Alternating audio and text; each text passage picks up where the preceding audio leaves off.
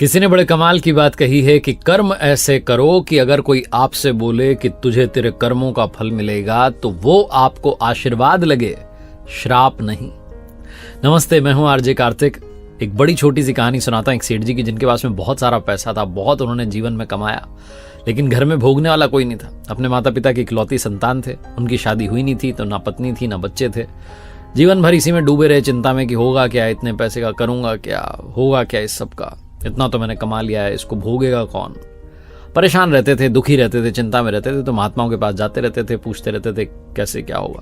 तो एक महात्मा जी ने उन्हें बताया कि एक छोटे से गांव के बाहर एक जंगल है जिसमें एक बाबा जी रहते हैं, और वो आपको विचित्र ढंग से समझा देंगे कि खुश कैसे रहा जाए। तो इनको बात जम गई, उन्होंने कहा ठीक है मैं जाता हूँ उस गाँव में। तो उस गाँव में पहुंचे, गाँव वालों से पूछा तो उन्होंने बताया सामने जंगल दिख रहा है, वहाँ पर जंगल में बाबा जी बैठे रहते हैं। अगर ध्यान में हो तो आप उन्हें परेशान मत करना, ध्यान में ना बैठे हों, समाधि में ना हो तो आप जाकर के बात कर लेना, उनको ज़्यादा परेशान मत करना, लेकिन वो कई बार बिगड़ भी जाते हैं, गुस्सा भी करते हैं। तो सेठ जी अपनी कार में थे, पहुँच गए उस जगह पर जहाँ बताया गया था। कार में अपने साथ एक बैग लेकर के आए थे, जिस बैग में उन्होंने अब तक जितना कमाया सब रखा हुआ था, ज्वेलरी थी, पैसे थे। जाकर के वो बैग जो था बाबा जी के चरणों में रख दिया और कहने लगे बाबा जी मुझे बताइए कि खुशी मिलेगी कहाँ, मैं परेशान हो गया हूँ, मुझे फॉर्मूला बताइए, मैं सुख जो है नहीं ढूंढ पा रहा हूँ, सुख का एक क्षण मेरे जीवन में नहीं है, मैं परेशान हो गया हूँ। मेरे पास सब कुछ है, इतना कमाया मैंने, लेकिन परिवार में कोई है नहीं जो इस सुख को भोगेगा, मुझे समझ ही नहीं आता होगा क्या। बाबा जी ने सारी बात सुनी, उसके बाद वो जो बैग था उसको उठाया, आओ देखा ना ताओ, दौड़ने लगे गाँव की तरफ। एक मिनट के लिए तो समझ में नहीं आया सेठ जी को कि क्या हुआ, लेकिन फिर समझ में आया कि अरे तो मेरा बैग लेकर के भाग रहे हैं, चोर निकले, ये तो बेईमान निकले।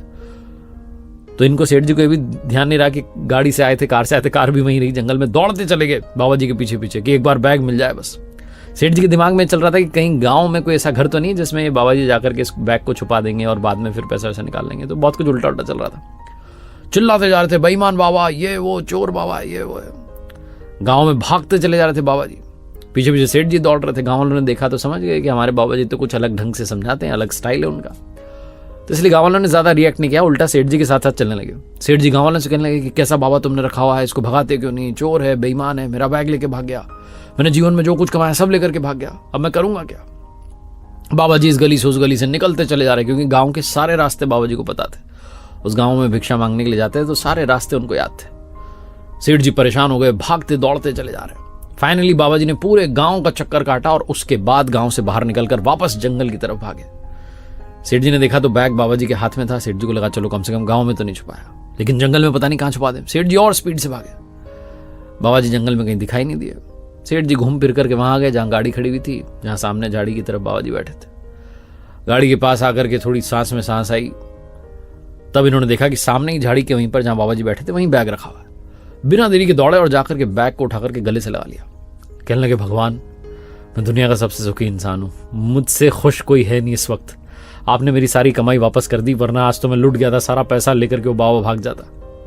जहां ये बात सेठ जी बोल रहे थे तभी झाड़ी के पीछे से बाबा जी छुपे हुए थे बाहर आ गए और कहने लगे हो गया ना खुश, मिल गई ना खुशी, अब सबसे सुखी इंसान बन गया, बिना देरी के भागो वरना मैं तुम्हारा बैग लेकर के फिर से भाग जाऊंगा। बहुत छोटी सी कहानी है, लेकिन सार ये समझाता है कि हमारे पास में जो है उसकी हमें कद्र नहीं है। जैसे ही वो हमसे छिनता है, जैसे ही हमसे दूर जाता है, वैसे ही हमें समझ में आता है कि अरे खुशी तो यही थी। जो मिला है उसमें भी खुश रहना शुरू कीजिए, जो प्राप्त हुआ है उसको पर्याप्त मानना शुरू कीजिए।